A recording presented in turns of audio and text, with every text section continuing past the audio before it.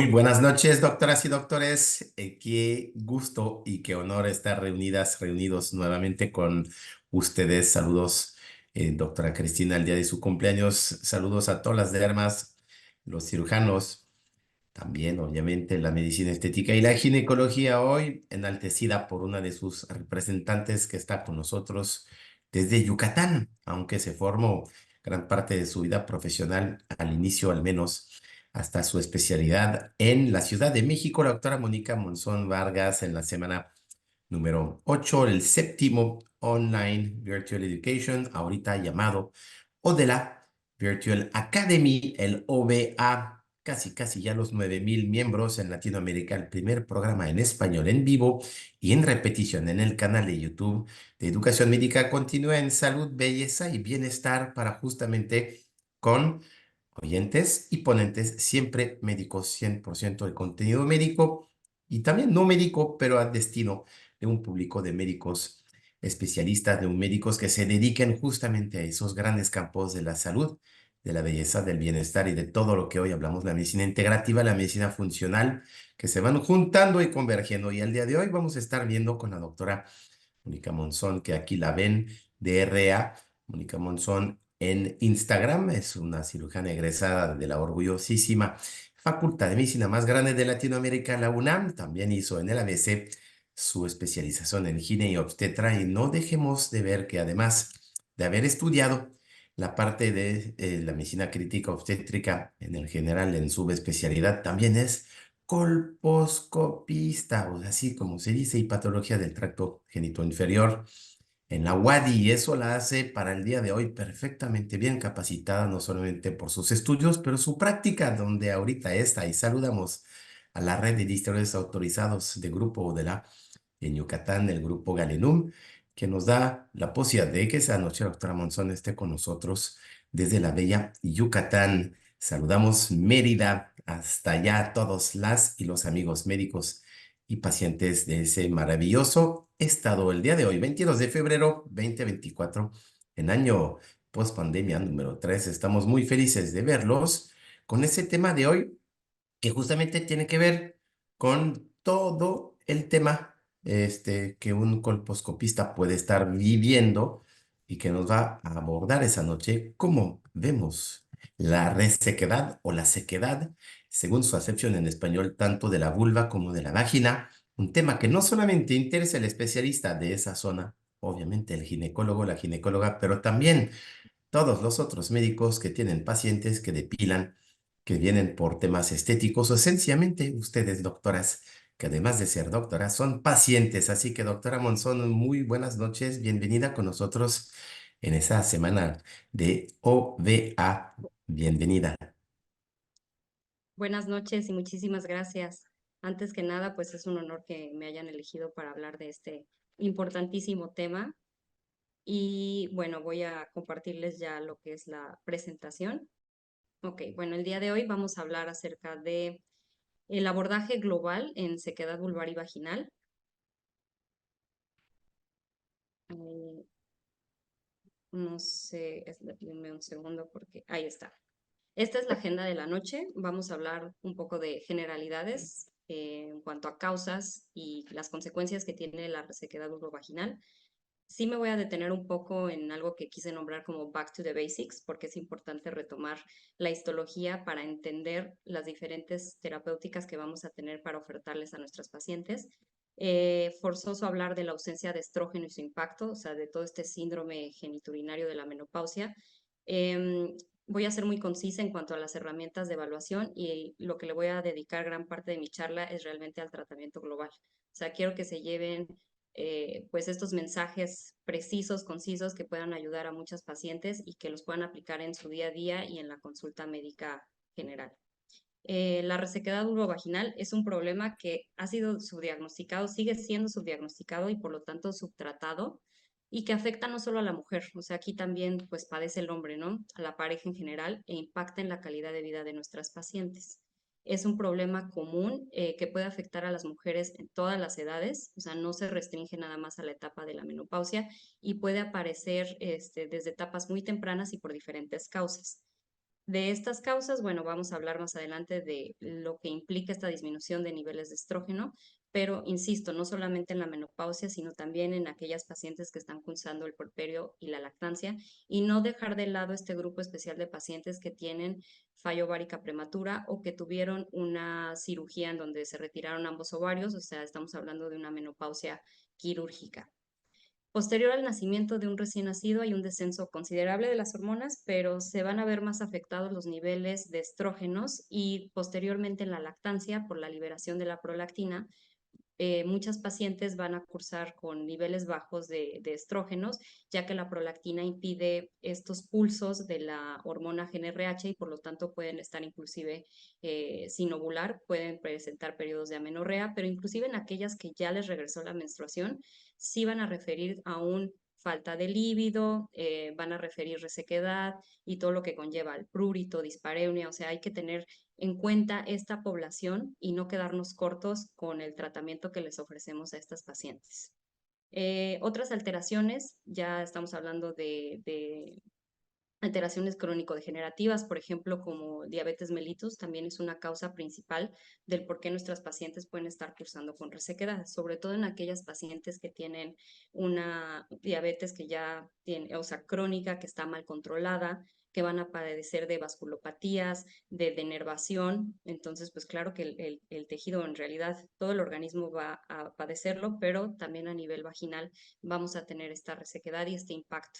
El hipotiroidismo, otros síndromes, como el síndrome de Sjögren, el líquen escleroso y por supuesto los cánceres, ¿no? Cáncer vulvar, cáncer vaginal, o sea, hay que diagnosticarlos y tratarlos oportunamente. Otras causas que pueden estar ocasionando una resequedad, vamos a hablar de la inflamación de los tejidos. Entonces, una vaginitis por una alergia al látex, espermicidas, duchas vaginales, un dispositivo que no está en una adecuada colocación, o sea, que prácticamente ya está por fuera del canal cervical y que va a estar rozando constantemente la mucosa de la vagina y que puede erosionarla y causar resequedad, digo, además de sangrados y de infecciones. Una copa de un tamaño incorrecto, un diafragma que no es del tamaño adecuado, pues también puede estar lesionando el tejido. Y vulvitis, dermatitis atópica, dermatitis ante un jabón que no es el correcto. También vamos a hablar del pH adecuado y de la osmolaridad que deben de tener los productos que estemos utilizando a nivel vulvar y vaginal y un lubricante inadecuado.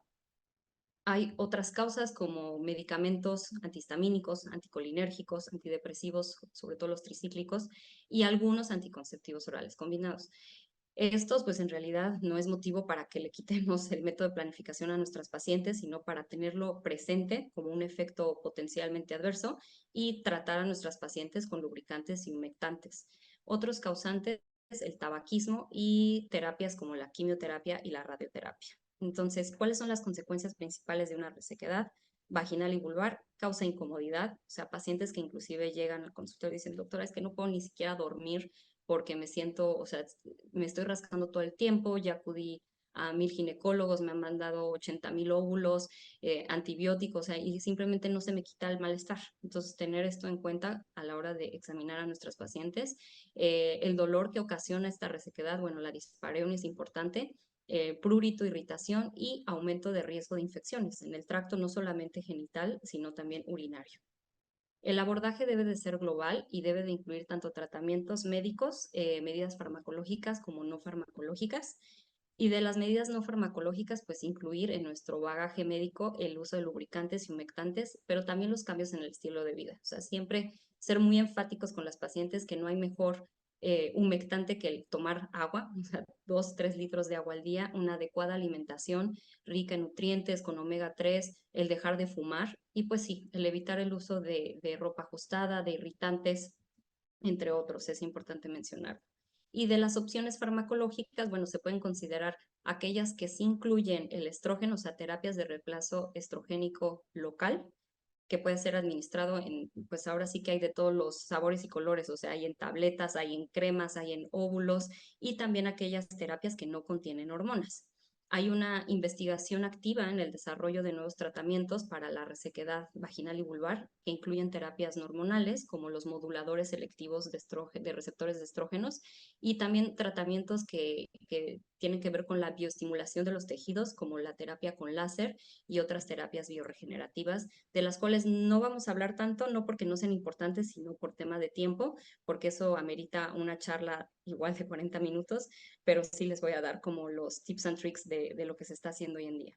Es importante que las mujeres que experimentan esta sequedad vaginal y vulvar tengan orientación de un profesional de salud que esté capacitado para obtener un diagnóstico correcto, un diagnóstico preciso y que les oferte un plan de tratamiento adecuado, que sea individualizado, personalizado para cada una de ellas. Entonces, back to the basics, bueno, con la disminución característica de los estrógenos en la menopausia van a iniciar una serie de cambios a nivel de la fisiología y la anatomía de la vulva, vagina y tracto urinario, que ocasionan signos y síntomas que hoy son conocidos bajo el nombre de síndrome geniturinario de la menopausia. Esto no es nada nuevo, en realidad este término se acuñó desde el 2014, pero bueno, importante no dejar de mencionarlo.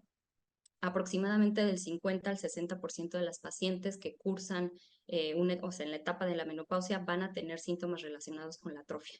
Y se calcula que de este porcentaje de pacientes, la prevalencia al año, o sea, de que se instauró la menopausia, el 25% de ellas, o sea, una cuarta parte de nuestras pacientes van a tener estos signos y síntomas. Pero no solo eso, sino que el 4% de pacientes en la premenopausia, o sea, desde antes inclusive que se instaure, en la etapa de transición, en la etapa de climaterio, pueden llegarlo a presentar. Y es interesante porque esto no es nada nuevo, pero sigue siendo algo actual.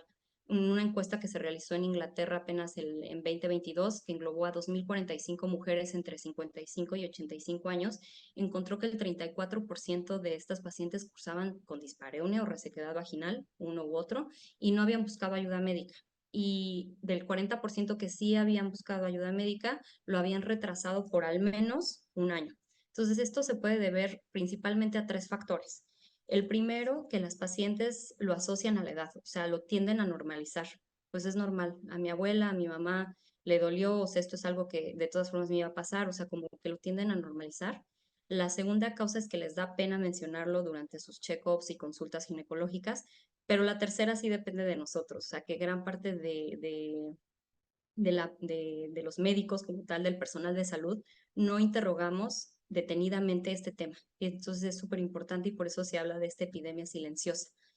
Para poder entender la resequedad, pues debemos hablar de histología y que los diferentes tejidos del sistema genital femenino, así como de la vejiga, tienen diferentes tipos de receptores a los estrógenos, tienen receptores alfa, beta, y que no van a tener el mismo impacto porque no tienen la misma concentración de los mismos.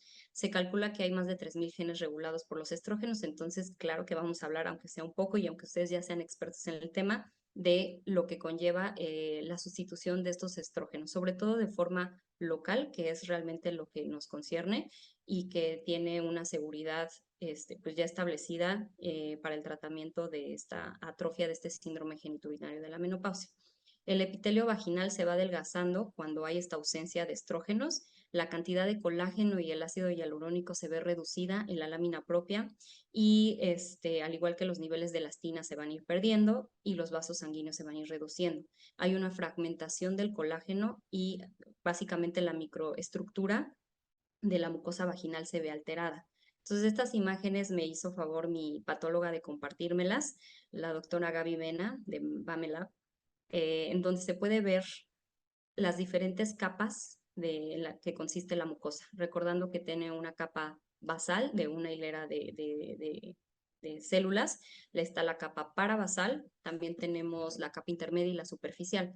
Al dejar de tener el estímulo de los estrógenos, entonces se van a perder y estos pliegues de epitelio se van prácticamente a aplanar, o sea, la mucosa se ve aplanada y solamente nos quedamos con la capa parabasal. Entonces se pierde esta maduración de la mucosa. Se adelgaza, se inflama, se ulcera e inclusive podemos tener sangrados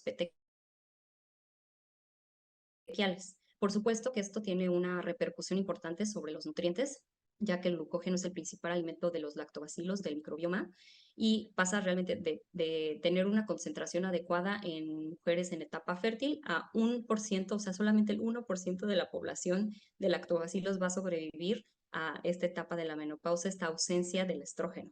Entonces, al cambiar la microarquitectura y la microbiota, el pH empieza a aumentar, se vuelve más neutro, o sea, se alcaliniza y se vuelve vulnerable a bacterias que normalmente encontraríamos en la piel y en el intestino. Entonces, este cuadro lo resume bastante bien, es el efecto que tiene la disminución del estrógeno. Tenemos aquí que se aplana, se adelgaza el epitelio vaginal, con ello disminuye la producción de glucógeno y por eso el sustrato, que es el alimento de los lactobacilos, se va a perder, por lo tanto los lactobacilos se pierden y la producción de ácido láctico disminuye, aumentando el pH vaginal. Y este círculo vicioso de este lado, ¿no? A menos elasticidad, más resequedad vaginal, pues va a haber más traumas, más riesgo de infección, más dolor y pues prácticamente no salimos de este círculo vicioso, a menos de que hagamos algo. Y eso es lo que vamos a tratar en los slides que siguen a continuación. La agenda del tratamiento y abordaje global de la resequedad. Vamos a ver primero la importancia de la consulta médica, las herramientas que contamos hoy en día para volver de algo subjetivo a algo objetivo, mesurable y comparable, y la exploración física, que no deja de ser importante. Vamos a hablar rápidamente de las terapias hormonales, de las no hormonales, como el uso de lubricantes, humectantes y el ácido hialurónico, y una pincelada rápida pero necesaria de terapias nuevas de bioestimulación, como la terapia con láser, radiofrecuencia, exosomas y polinucleótidos. Entonces, ¿cómo evaluar a nuestras pacientes? Ya dijimos que debe de ser individualizado, debe ser un tratamiento personalizado y tener en cuenta las preferencias de cada paciente. Tú le puedes explicar a la paciente el por qué es necesario el aplicar un estrógeno de forma local, el que es seguro, explicarle de la A a la Z. Pero al final la paciente, si tiene miedo y no lo va a poner, pues entonces no estamos impactando realmente de forma significativa en el tratamiento de esta paciente. Entonces hay que escucharlas. Hay algunas que prefieren ponerse óvulos, otras que no tienen ningún problema poniendo crema intravaginal y otras que de plano no van a poner nada intravaginal y que pues tenemos que enfocarnos más con la parte de afuera. Entonces, es necesario interrogar a las pacientes y de forma objetiva hay índices que nos ayudan a comparar y al definir si nuestra terapia está siendo realmente efectiva, como el índice de maduración vaginal, que es un índice histológico, citológico, el índice de salud vaginal, que es meramente la exploración física, y la medición del pH vaginal, que es con tiras reactivas. Entonces, este cuadro me gustó mucho porque es muy práctico. O sea, ahorita realmente podemos encontrar cuestionarios de todo tipo. O sea, ahorita tenemos el DIVA, que es el Day-to-Day Impact of Vaginal Aging. Tenemos otras encuestas de satisfacción como el Vaginal Symptom Questionnaire. O sea, en realidad hay mil. O sea, si están buscando hacer un estudio comparativo, un reporte de casos, o sea, si quieren publicar, pues sí, tendríamos que basarnos en un cuestionario validado. Pero en realidad esto es lo que debemos de preguntarle a la paciente que tenemos enfrente. O sea, tenemos que tener en cuenta la edad, tenemos que tener en cuenta desde cuándo llegó la menopausia. No es lo mismo tener una paciente de 60 años que dejó de reglar a los 55 y que sigue teniendo actividad sexual de forma regular, aquella paciente que tiene los mismos 60 años, que además fuma, que es diabética, que dejó de sangrar desde los 40 años y que no ha tenido relaciones en décadas, ¿no? O sea, no es lo mismo la severidad, la duración de los síntomas que tenemos que tener en cuenta, el impacto que tiene realmente en la vida de la paciente, o sea, si realmente tiene alguna molestia o no, los antecedentes, ¿no? O sea, el historial médico, los hábitos como el fumar, la función sexual y otros factores contribuyentes. Bueno, ya dijimos otras causas, ¿no? Hay que hacer nuestro diagnóstico diferencial y también preguntar detenidamente qué otros tratamientos ha recibido y cómo le han funcionado o cómo no le han funcionado. La opinión y preferencia de la paciente también es mucho, muy importante. La exploración física habrá cosas que se vean de forma, o sea, que sea evidente, ¿no? Enrojecimiento vulvar, fisuras, áreas blancuzcas, fibróticas. Hay una deflación vulvar, o sea, se disminuye el grosor de los labios mayores y menores y estos presentan fragilidad. Puede haber equimosis, laceraciones y este cuadro que les voy a presentar a continuación es el índice de salud vaginal. Se llama Vaginal Health Index de Gloria Backman, que lo engloba bastante bien y el score va de un 5, que es un excelente, o sea, la mucosa está en excelentes condiciones, es una mucosa saludable, bien hidratada, o sea, que es el tema que estamos tocando el día de hoy. El moisture es la hidratación de este tejido. Entonces vemos que aquí está completamente normal, el pH es un pH ácido, la mucosa no presenta ninguna friabilidad, es una mucosa normal. Entonces, excelente, es el 5. De ahí vamos a ver que se va a ir, ay, perdón, se fue. De ahí vamos a ver que se va a ir perdiendo esta hidratación hacia una resequedad absoluta, que ya es el score 1, en donde el pH pues, prácticamente ya está casi neutro, o sea, sí se va alcalinizando de un 4.6 hasta un 6.1 o más. Y en la mucosa, pues ya encontramos una mucosa friable, una mucosa que tiende a sangrar, inclusive con el espéculo, y también cambia el flujo de lo que podemos encontrar en un score 5, que es un flujo pues prácticamente hialino, acuoso, a un flujo amarillo que a veces confunde, por ejemplo en el score 2, con una infección, a de plano un score 1 que no tiene nada, o sea, absolutamente reseco. Entonces, a mayor pH se va alcalinizando más, se va volviendo más neutro y vamos viendo todos estos cambios que engloban la pérdida de estrógenos. ¿Qué tratamientos tenemos disponibles? Pues el estriol es la joya de la corona. Existe, ya lo dijimos, cápsulas, parches, transdérmico, anillo vaginal. Ya está más que probado que aumenta, o sea, objetivamente ya se ha visto el índice de maduración entre biopsias vaginales, o sea, el pH disminuye, o sea, recupera esta acidez y los lactobacilos aumentan. Pero bueno, para aquellas pacientes que no estén dispuestas o no quieran, hay alguna contraindicación, siempre hay otras opciones, ya lo vamos a ver más adelante, inclusive que no incluyen hormonas, pero dentro de los tratamientos que sí incluyen hormonas está la prasterona también. La prasterona es la de hidroepiandrosterona, que a través de una aromatización se va a dividir en testosterona y en estriol. Entonces, la prasterona también nos sirve, y la hay oral y vaginal, para mejorar el colágeno, la capa de la muscularis de la vagina, y también es usada para deseo sexual hipoactivo. Entonces, importante esto. El ospemifeno es una chulada realmente de tratamiento. Desgraciadamente no ha llegado, o sea, no tiene la aprobación aún de la COFEPRIS, pero la FDA lo aprueba. Es un modulador selectivo de receptores de estrógenos. Importante saber que estimula los estrógenos de manera positiva a nivel de vagina y de hueso también, de forma neutral en el útero, es decir, no se mete con el endometrio ni va a causar estimulación del mismo, y tiene un antagonismo sobre la mama, lo cual lo hace muy seguro para poderlo dar por periodos de tiempo, inclusive hasta más largos que el estriol, y tiene todas las ventajas de la función del estrógeno. Tiene un efecto estrogénico, disminuye la dispareunia, mejora la resequedad vaginal, incrementa la capa de células superficiales, o sea, básicamente está mejorando el índice de maduración. En cuanto a las terapias que contienen el estriol, bueno, esto ya estoy siendo un poco repetitiva de los diferentes productos que tenemos, y nada más si quisiera hacer énfasis en esta tablita en donde vemos lo que está aprobado para la FDA, y como les mencionaba está la prasterona, la de hidropiandrosterona y también el ospemifeno.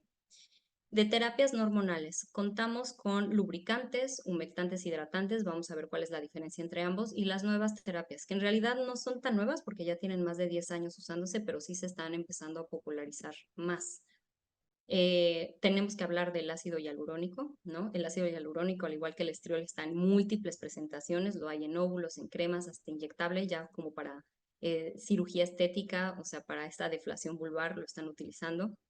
Lubricantes y humectantes, estos deben de respetar esta osmolaridad y este pH, que es el más parecido al fisiológico de la vagina, pero no quedarnos cortos, ¿no? También los dilatadores vaginales, lo primero que se viene a la mente con dilatador vaginal es en aquella paciente que está con radioterapia, pero no, en realidad una paciente que lleva décadas sin tener relaciones sexuales y que quiere empezar nuevamente a tener relaciones sexuales, pues saber que si ya pasó mucho tiempo y además está en posmenopausia tardía, la vagina también se tiende a estenosar, y que puede ser doloroso por mucho lubricante que tú le estés poniendo el tener la penetración. Entonces, también tener en cuenta que hay que ir dilatando poco a poco. Estos disminuyen la constricción vaginal. Insisto, no se limitan a las pacientes que están en radioterapia, disminuyen la hipertonicidad del piso pélvico y la dispareunia. Obligado a hablar del ácido hialurónico. La aplicación del ácido hialurónico vaginal es una de las opciones pues, más prometedoras en la actualidad, sobre todo para aquellas pacientes que tienen contraindicación para el uso de estradiol o que simplemente no quieren. Es una sustancia que se encuentra de forma natural en la matriz extracelular, es un glucosaminoglicano y tiene un papel importantísimo en la hidratación y en la salud de los tejidos. Los hay en muchos productos, no solamente ayuda a la hidratación, sino que se ha visto un papel de regeneración tisular, disminuye las molestias y brindan seguridad y confort. Entonces, ¿por qué? Porque tiene una capacidad de retener grandes cantidades de agua. Tiene un efecto higroscópico que ayuda a mantener bien hidratados los tejidos vaginales y también de la vulva. Además de que se ha sugerido este proceso regenerativo sobre los tejidos, promoviendo la cicatrización y la restauración de la mucosa vaginal. Entonces, hay múltiples estudios comparativos contra el estriol y en realidad se han obtenido bastantes, o sea, muy buena respuesta y pues sin poner en riesgo que la paciente le ponga un pero porque no es una terapia hormonal.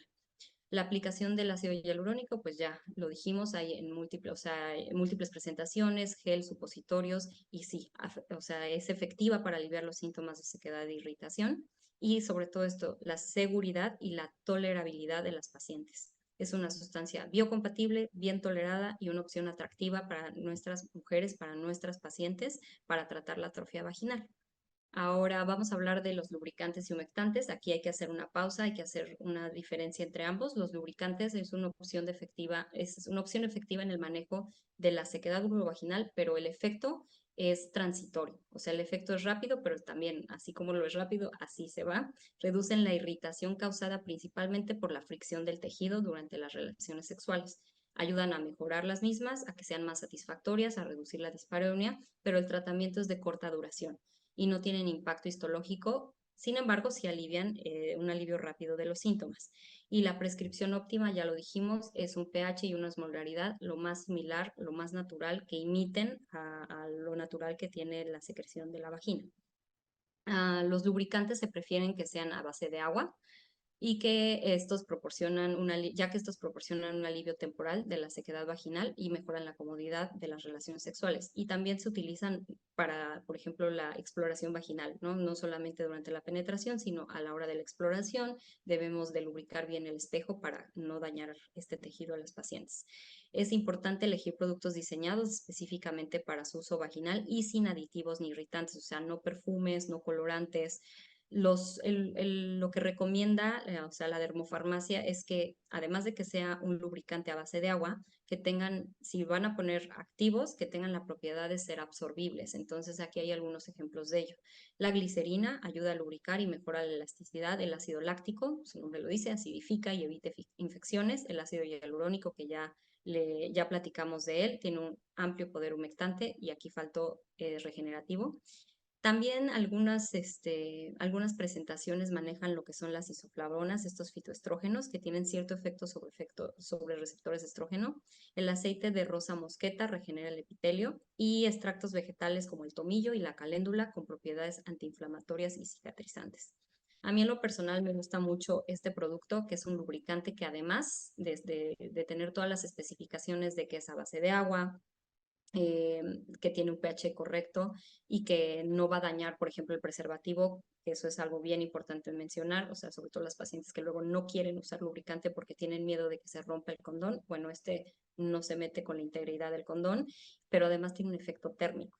Entonces, ¿qué activos tiene? Además de ser a base de agua y cumplir con las especificaciones dermatológicas, es que tiene arginina, que activa la microcirculación sanguínea de manera local y aumenta el deseo sexual. Entonces, este es un plus para las pacientes y la verdad es que les gusta mucho.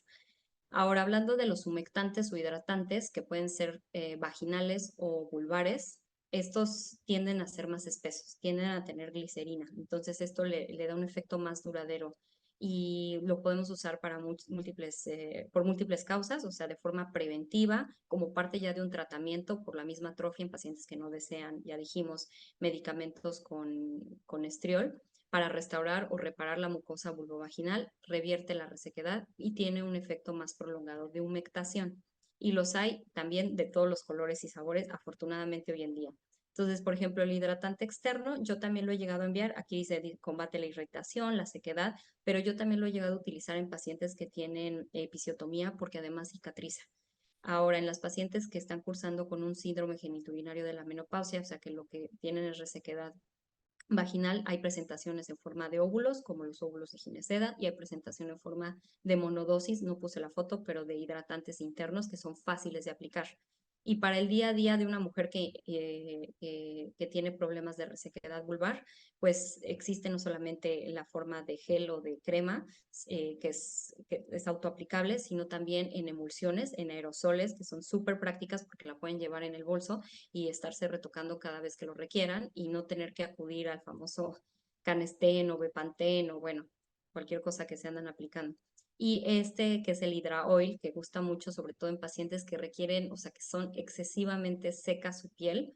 Entonces, con muy poco de este aceite no es para nada pegostioso, no deja mancha, o sea, eso gusta mucho también. Hidrata completamente la zona vulvar. Esto es para afuera. Y finalmente aterrizando la presentación con lo nuevo, bueno, con lo que se está popularizando cada vez más en cuanto a tratamientos vulvovaginales, tenemos terapias con energía electromagnética, que esto parece ya como de ciencia ficción, pero importante mencionarlo, aunque sea de rápido.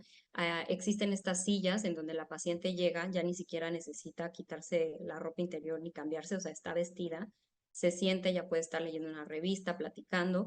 ¿Y qué es lo que va a hacer la silla mediante electromagnetismo? Que va a ser una hipertonicidad, o sea, es como si estuviera haciendo los mejores ejercicios Kegel de su vida, lo cual claro que también va a estimular, o sea, es más como hacia el tono, hacia lo muscular, pero también estimula la angiogénesis. Y en lo que respecta a esta plática, pues es una angiogénesis que es estar estimulada de forma no hormonal, pero que sí va a ayudar a hidratar la mucosa, la vagina y la vulva.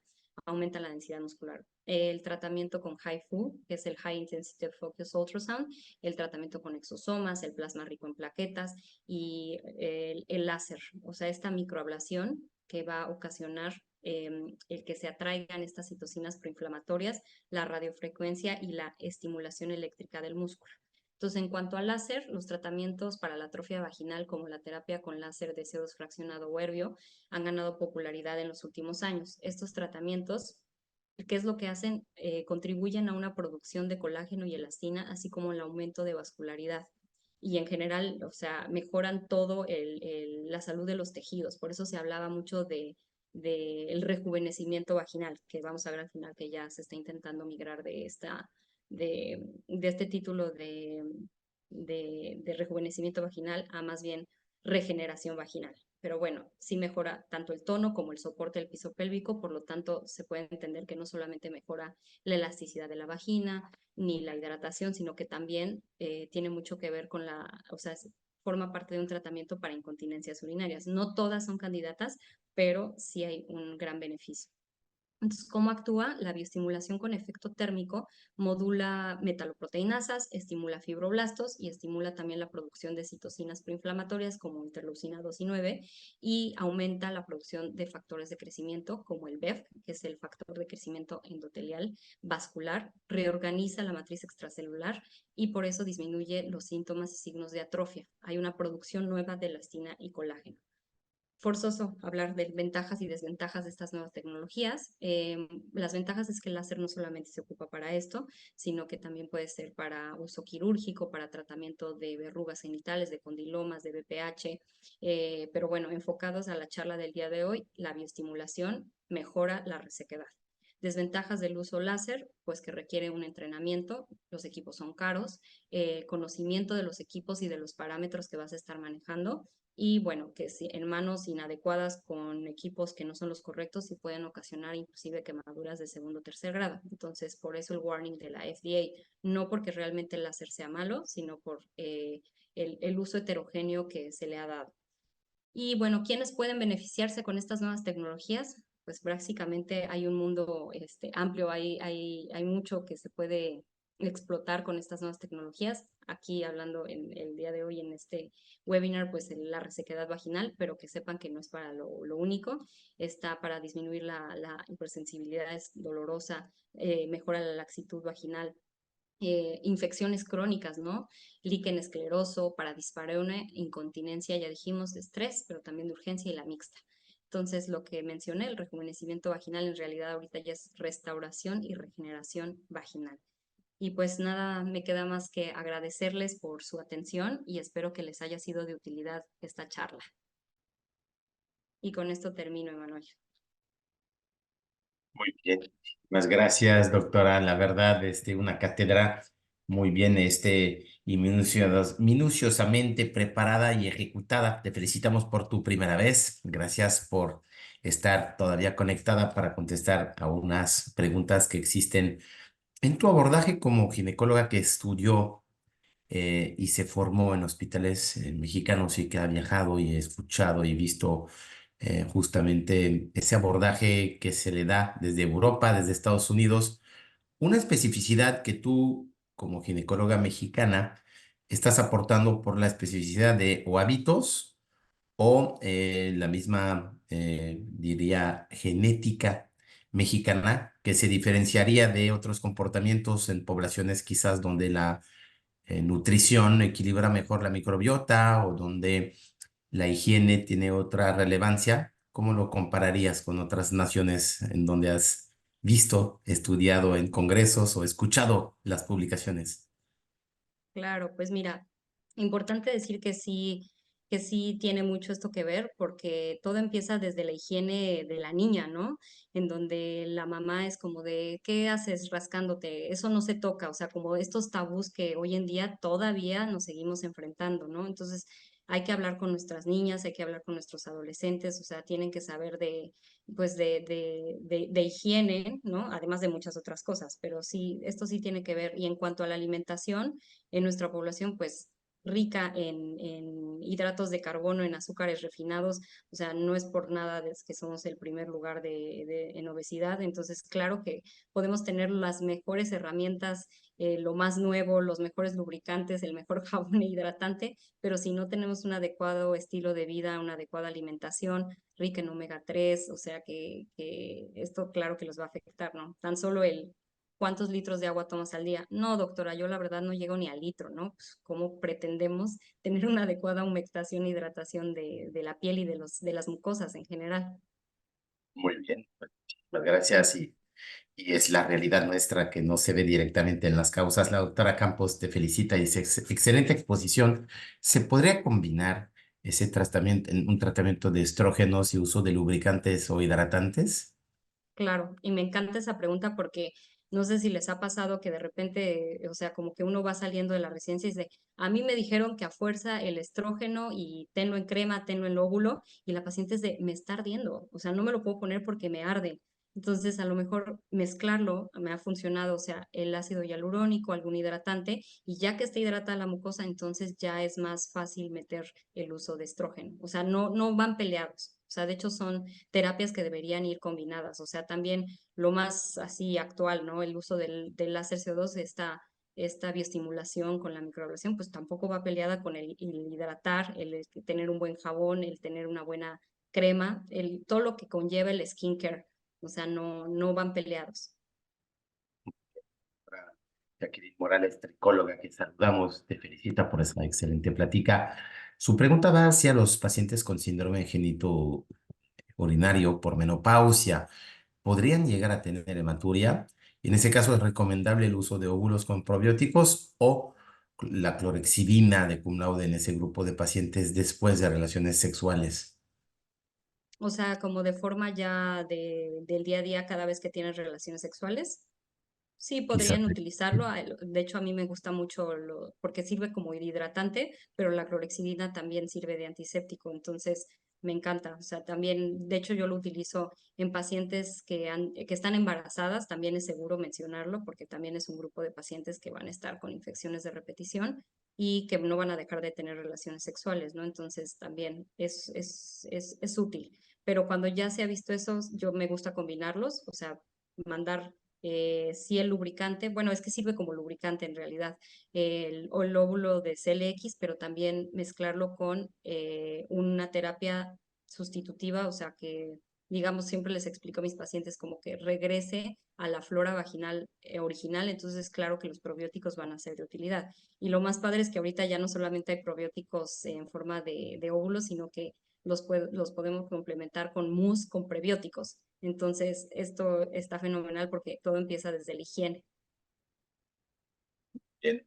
La primera parte de la pregunta justamente es si esos pacientes con síndrome, esas pacientes genitourinario por menopausia, pueden llegar a tener hematuria.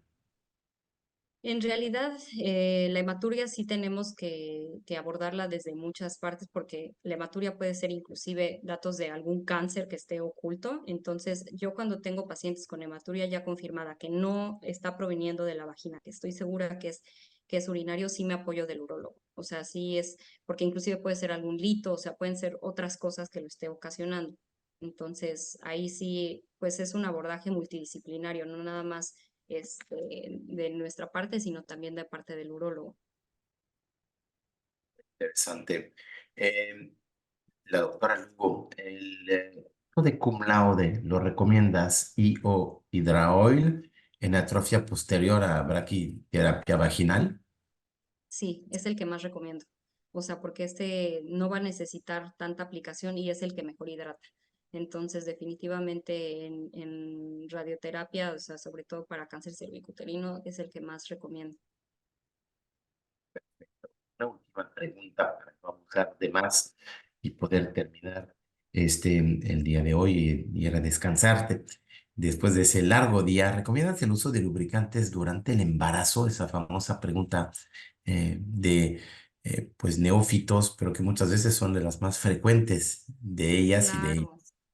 Claro, o sea, no solamente lo recomiendo, sino al contrario, o sea, sí, súper sí, porque finalmente la embarazada es un grupo de mujeres que va a tener más riesgo de infecciones y si estamos diciendo que hay como esta alteración a nivel de la lubricación, pues sí, que se acompañe. Y además estos lubricantes son hormone free, o sea, no tienen hormonas, tienen solamente componentes naturales. Ya dijimos que respetan el pH, la osmolaridad, o sea, todo lo que lo dermatológicamente testados. Entonces sí, sí lo recomiendo durante el embarazo. Muy bien, una última pregunta ahí, hablando de justamente esos grupos de pacientes, ¿entre qué edades es más frecuente tu consulta o lo que sabes de epidemiología en México, si la tuya fuera diferente de la misma en atrofia vaginal? ¿Y cuál es la principal característica que refieren las pacientes en ese caso? Comezón, sí, o sea, la resequedad principalmente vienen a verme por prurito, ¿no? O sea, esta comezón, pero en segundo lugar la dispareunia, ¿no? O sea, estas penetraciones dolorosas. Entonces, las dos, o sea, como resequedad y el grupo poblacional, que creo que pues con todos mis colegas coincidirán conmigo, de que es en la menopausia principalmente, pero como fui muy incisiva al decirlo al principio de la plática, no es la única población a la que debemos de mirar, ¿no? O sea, también hay todas poblaciones olvidadas que sí le padecen bastante resequedad, ¿no? No solamente el síndrome genitourinario de la menopausia, o sea, propiamente la atrofia por este descenso de estrógeno, sino pacientes con dermatitis atópica, otro tipo de alteraciones en piel, que no solamente se ve afectada la piel del resto del cuerpo, sino a nivel de la vulva y de la mucosa vaginal. Muy bien. Muy claro, muchísimas gracias. Con eso vamos a dar por concluida. Hay numerosas otras preguntas que son de las famosas frequent asked questions que tenemos con la marca Cum Laude y con otras en ese gran mundo que se abre, donde no solamente las doctoras son doctoras, pero también pacientes, ¿no? Y que mejor experimentar en su propia vida, en su propio cuerpo, todo lo que uno puede predicar hasta donde llegue, obviamente, ¿no? Muchísimas gracias, doctora Mónica. No te nos desconectes. Vamos a revisar la agenda de la semana que entra. Y agradecemos mucho a todos los y las doctoras que siguen conectados aquí. Muchísimas gracias, numerosos y numerosas médicas que se han conectado desde todo el país hasta el norte. El doctor Correa, qué gusto verte conectado. Semana que entra estaremos en vivo y a color con un tema que también hace furor y está cada día más presente en el mundo de los gines, los exosomas. Y tendremos, además del dueño, Byung Seung Cho, el CEO de Exocobayo en vivo y a color desde Seúl, el doctor Carlos López Sánchez, cirujano plástico especializado en tratamientos estéticos, quien colabora también con un tricólogo y dermatólogo español, el doctor Felipe de Íñigo. Así que será una sesión muy linda de exosomas será el futuro o ya es la realidad de la medicina estética regenerativa. No se lo pierden en una semana, el jueves 29 de febrero, terminando ese año bisextil, en ese mes de febrero, por esa conferencia magistral en vivo desde México con Carlos López y en vivo desde Seúl con el doctor y científico CTO y CFO y CEO de la empresa, pocas veces visto, el doctor Byung Seung Cho, quien estará en vivo desde Seúl. Muchísimas gracias a todas y a todos. Recuerden que esta plática de la doctora Monson estará disponible en Odela Oficial, en el canal de YouTube. Lleguemos a los 9,000 suscriptores. No dejen de suscribirse, no hay costo. Recomiéndenlo a sus amigas, amigos, residentes, los estudiantes que se van formando. Es un canal de mucho valor, como lo vieron de hoy, con una calidad mundial impecable en la ejecución, en la presentación y respaldado por la clínica de nuestros hospitales públicos, nuestras facultades de medicina del Estado y de todas las universidades privadas que contribuyen a hacer de ese gran país de nearshoring también un destino de turismo médico privilegiado en el mundo. Así que México en alto, Latinoamérica en alto, es nuestro momento, doctoras, doctores, para hacer historia con pacientes americanos, canadienses, europeos, asiáticos. Ofrecemos un nivel de hospitality, de seguridad cada día mejor en la parte hospitalaria y obviamente en las ciudades como Mérida. En ese caso que saludamos México y fronteras que permiten atraer ese turismo médico. Gracias, nos ven en el canal, por favor, de YouTube, pero también los podcasts, Instagram, Facebook, todos los canales que tenemos en también Spotify o de la Virtual Academy, presentado con y por ustedes, por parte de todo un equipo. Saludo a María, Felipe y a Carlos en los controles técnicos. Muchísimas gracias a todas y a todos. Gracias a Cum Laude Lab y a todo el eje ginecológico que nos ha revolucionado en el grupo, hay que confesarlo, y nos permitió conocer a la doctora. Muy buenas noches y gracias por haber Gracias, estado. buenas Una frase de noches. conclusión, Mónica. Hasta luego, muchas gracias. Gracias a ti. Nos vemos muy pronto en un congreso haciendo historia y semana que entra, aprende de los exosomas. Pasas del lado ponente Padrísimo. al lado oyente. Te vas a sorprender. Muchísimas gracias. Buenas noches a todas y a todos. Con eso Hasta luego. concluimos la semana 7 del año. Nos vemos semana que entra, 29 de febrero Chao. 2024. Chao, chao.